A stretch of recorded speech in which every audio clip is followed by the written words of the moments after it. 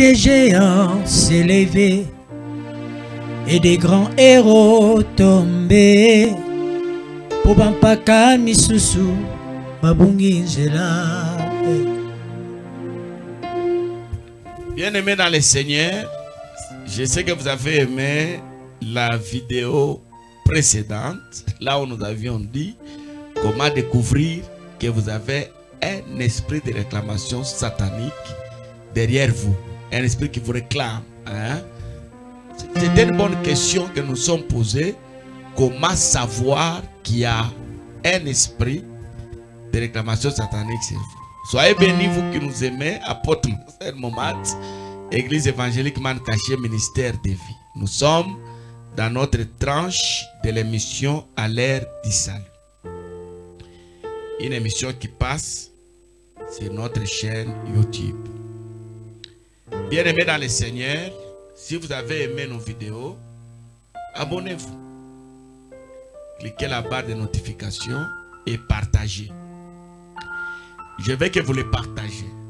Mais j'insiste, ne partagez pas si vous n'avez pas vous-même visualisé. Il ne faut jamais partager ce qui tue. Hein? Ne partagez jamais la mort.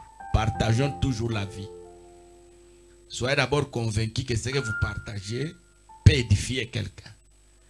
Et pour être convaincu, qu'est-ce qu'il faut faire? Il faut visualiser. Que Dieu vous bénisse. J'aimerais prier pour toi qui es en train de me suivre maintenant. Sois heureux, que les grâces et les bonnes de Dieu t'accompagnent. Je mets à genoux les esprits démoniaques qui sont derrière ta vie. Je prie au nom de Jésus que la croix de Jésus soit élevée dans ta vie et que les chemins qui étaient bloqués soient débloqués. Les portes fermées soient ouvertes. Je prie au nom de Jésus rapidement que tu accèdes dans les promesses de Dieu. Sois béni au nom de Jésus. Amen. La grande question que nous nous posons, pourquoi est-ce que je n'arrive pas à accéder dans mes promesses? Dieu m'a déjà libéré chez Pharaon, mais je traîne en route. Je n'arrive pas à Cana, pourquoi? Dieu m'a dit, il va me donner, mais pourquoi je ne possède pas? 3 raisons font que nous puissions avoir du mal à accéder dans notre Cana. Que nous puissions accéder à nos promesses. Que nous puissions voir nos prophéties prendre corps. Première raison, nous avions déjà donné ça, c'est l'esprit de réclamation. Le diable nous réclame. Amen. On a déjà parlé de ça. N'oubliez pas les 3 points que je vous ai donnés. Comment découvrir que vous êtes réclamé par le diable. 1. Les problèmes héréditaires, physiques, ne vous ont jamais quitté. Malgré votre foi, malgré que vous avez changé les camps, vous vivez toujours les réalités de votre premier camp. 2. Vous avez tendance à abandonner les choses de Dieu et rentrer dans le monde. 3. Il y a des choses que vous n'arrivez pas à abandonner. La haine, les péchés sentimentaux, vous les aimez trop. Malgré que vous prêchez la crainte de Dieu, vous-même vous avez déjà détruit la crainte dans votre vie.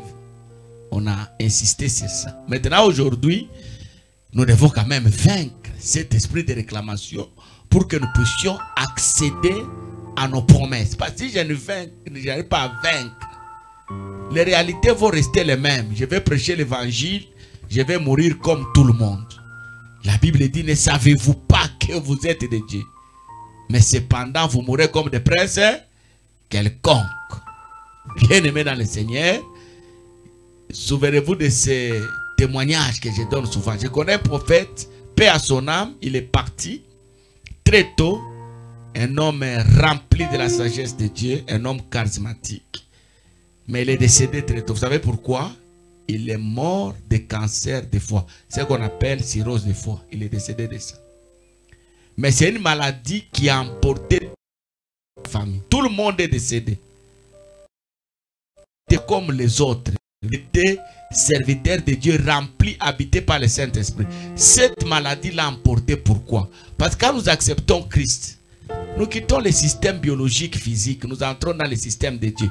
Le prophète est parti comme ses frères. Un deuxième témoignage que je donne souvent, qui m'a toujours révolté, c'est un papa qui avait la grâce, un amour excessif. Un papa qui avait la sagesse et la connaissance de Dieu. Il est mort très tôt. À 54 ans, il est mort. Et quand il est décédé, malgré qu'il était ancien de l'église, malgré qu'il marchait avec le Seigneur, on a commencé à apprendre que dans sa famille, les gens ne meurent pas au-delà de 55 ans. Donc les gens meurent 52, 53, 54, vous devez partir. Ça, on ne peut pas accepter. Parce que quand la chose de Dieu est à nous, nous devenons différents. Voici, je mettrai la différence entre ceux qui me servent et ceux qui ne me servent pas. Nous devons vivre la différence. L'hérédité ne peut pas nous suivre. Et quand j'ai mis la main à la charrure, je ne peux plus regarder en arrière. Je n'ai plus le droit.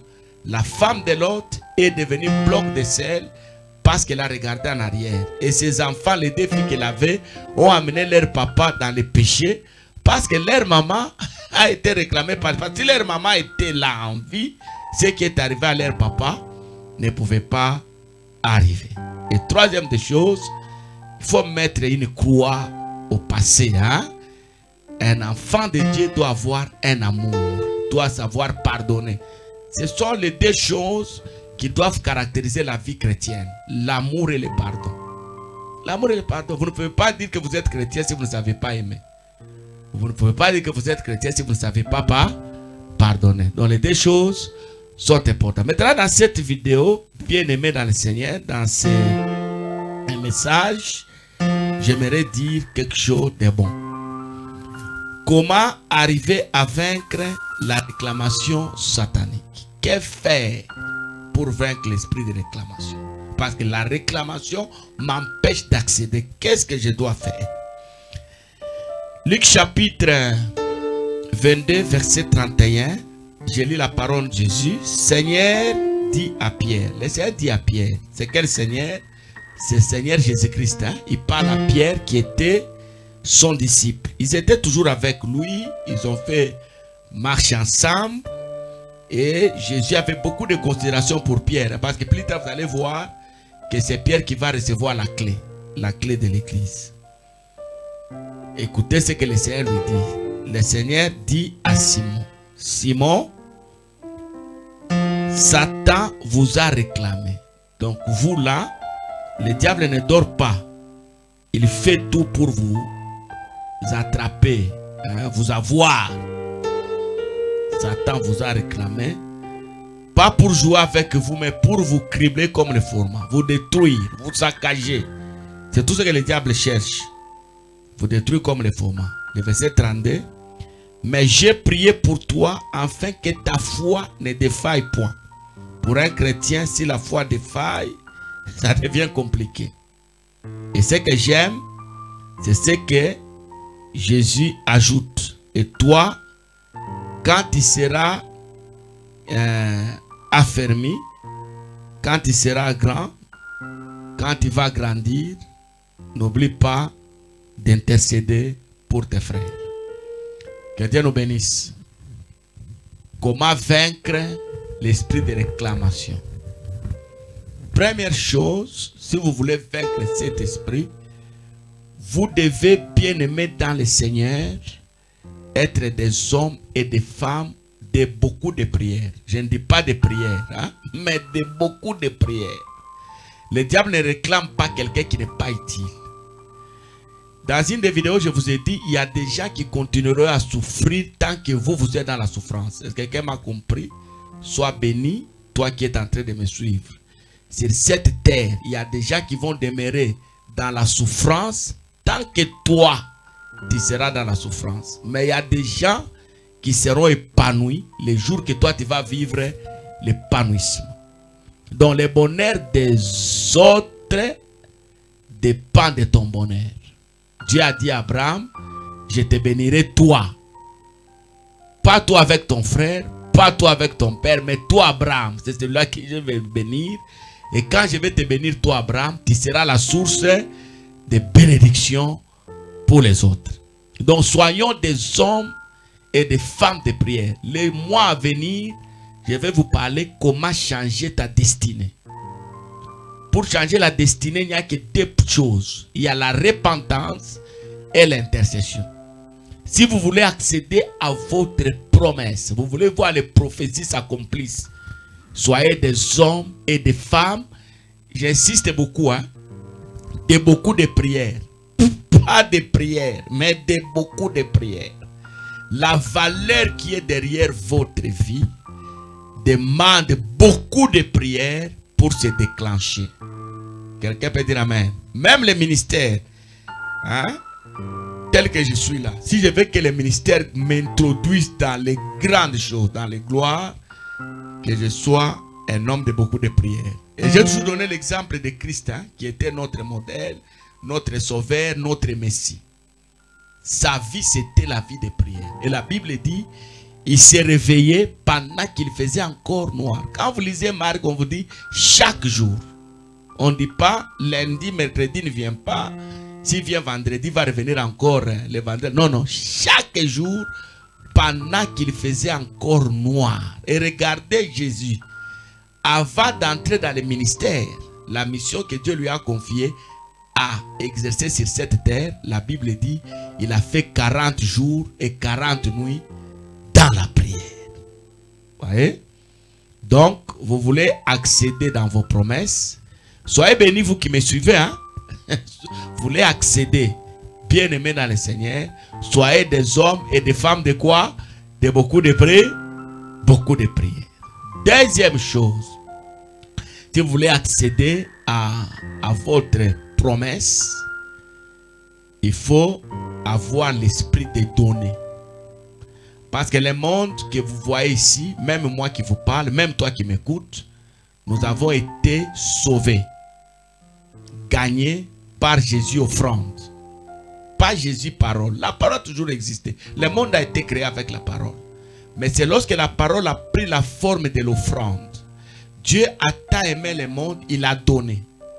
Jésus qui est venu te sauver, il est venu en forme d'offrande. Bien aimé dans le Seigneur, le sacrifice, il est très important. Très important dans la vie d'un enfant de Dieu. Qu'on ne vous trompe pas. Apprenez à donner. Donnez premièrement à qui? Premièrement à Dieu. Regardez, bien aimé dans le Seigneur, le premier donateur des offrandes sur cette terre, c'est Dieu. Le deuxième donateur, c'est celui que vous appelez le père de la foi, Abraham. Il est allé donner sa dîme à Melchisedec. Est-ce que vous comprenez ça? C'est lui que vous appelez le père de la foi. Il donne. Et toi, l'enfant de la foi. Si tu ne donnes pas, tu es foutu. Tu ne deviens jamais grand. Tu ne gagnes pas le combat si on ne donne pas. Goliath existait toujours en Israël. Et il mettait les gens mal à l'aise. Vous n'avez pas idée. Mais lorsque le roi a compris que pour vaincre Goliath, je dois donner. Est-ce que quelqu'un a compris ça? Je dois donner. Il a dit, c'est lui qui va renverser ce monstre. Je vais lui donner ma fille. Hein? Je vais lui donner ma fille. Ici, comprenez la fille comme le bien des valeurs. Et quand Dieu parle à Abraham, il dit, va, donne-moi ce que tu aimes. Donc, la vie chrétienne. Je ne suis pas un bon pasteur si je ne sais pas donner ma vie. Si je ne sais pas donner ce que Dieu m'a donné aux autres. Mon pastorat s'arrête. Mon apostolat s'arrête.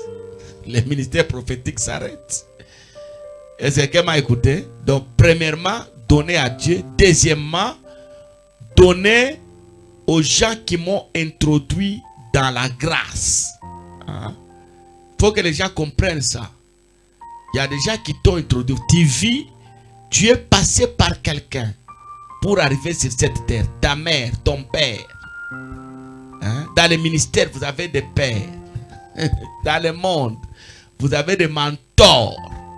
Les gens qui ont mis tout à leur disposition, à votre disposition, pour que vous deveniez ce que vous êtes. Et dans la Bible, il y a une catégorie de gens que Dieu classifie clairement, qui doivent recevoir de nous quelque chose. Les veuves, les orphelins, les indigents, les déplacés de guerre. Ils sont là. Bien aimés dans le Seigneur. Quand vous êtes en train de donner, c'est l'autel de parfum, la prière, est l'autel de sacrifice, l'offrande que vous donnez à Dieu. Et quand vous donnez, bien-aimé dans le Seigneur, comme je l'ai dit précédemment, après chaque bataille, quand vous réalisez que vous avez vaincu la guerre, vous avez remporté la guerre, vous avez gagné, il faut toujours bâtir l'autel des sacrifices. Par exemple, je m'étais au monde avec difficulté. J'ai tombé enceinte avec difficulté. Mais je sens cette fois-ci, les choses sont venues facilement. Seigneur, voilà l'offrande que je te donne pour le travail que tu as réalisé dans ma vie. Lorsque prochainement le combat va s'élever, le combat va trouver l'autel. La plupart des cas, nous avons des problèmes parce que quand le combat arrive, il n'y a pas d'autel. L'autel empêche l'assaillant d'avancer. Est-ce que quelqu'un m'écoute? Empêche le diable de vous toucher. Quand il veut vous toucher, il voit l'autel, il recule. Que Dieu nous bénisse. Comment vaincre la réclamation satanique? Il faut bâtir des autels dans notre vie. Premier autel, l'autel des parfums. Et je vous ai dit, soyons des hommes et des femmes de beaucoup de prières. Un serviteur qui ne prie pas, il est appelé à disparaître. Et une église qui n'est pas bâtie sur la prière, c'est une église qui est appelée à disparaître. Parce que la force de l'église, c'est la parole pure et la prière efficace. C'est ça. Deuxième chose, apprenons à faire des offrandes d'action de grâce à Dieu. Quand je sens que Dieu m'a donné la victoire, je pose l'acte. C'est un autel que j'ai bâti. D'ailleurs, je vais même aller très loin. Il y a certains problèmes qui termineront dans votre vie, que lorsque l'offrande va précéder. Avant la solution, l'offrande précède. Dieu a donné son fils avant que je sois sauvé. Hein? Dieu n'a pas entendu que je sois sauvé pour qu'il donne l'offrande. Non, il a commencé, il a donné son fils afin que quiconque. Et quand nous donnons à Dieu, nous obligeons Dieu à faire. Nous l'obligeons. L'offrande crie. Abel, quoique mort, son offrande parle jusque maintenant. Que Dieu nous bénisse.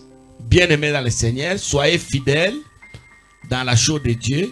Continuez à servir Dieu avec zèle et abnégation. Soyez là, en train de porter l'évangile partout.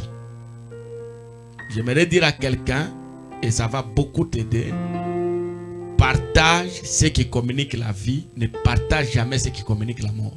Si vous avez aimé notre vidéo, partagez-la, cliquez là-bas des notifications. Et si vous ne voulez jamais abonner à notre chaîne, abonnez-vous au nom de Jésus. Amen.